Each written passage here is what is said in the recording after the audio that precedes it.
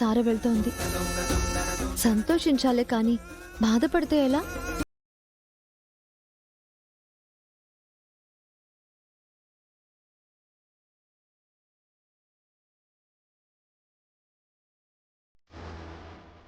ఏం లేదు నాన్న, ఇంట్లో సత్యనారాయణ స్వామి వ్రతం జరుగుతుంది, అందుకే. సరే.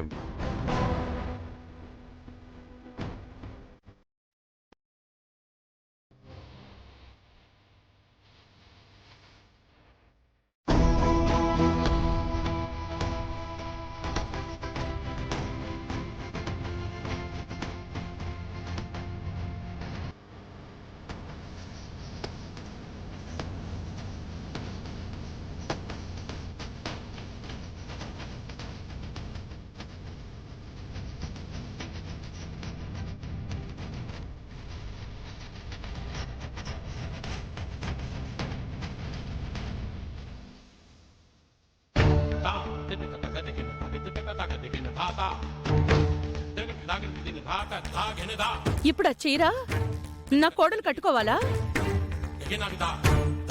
నా కోడలన్నాక గౌరవంగా ఉండాలి అని నేనిచ్చిన చీరెక్కడా?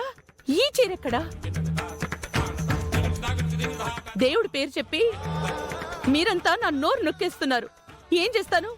కానివ్వండి.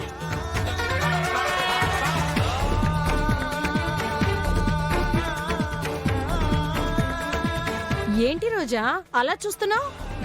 నువ్వు అలా చూస్తే కుదరదు. ఆ చీర కట్టుకోక అస్సలు తప్పదు. తీసుకోమ్మా.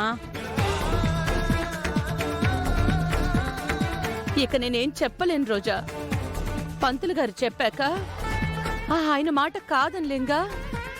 తీసుకో.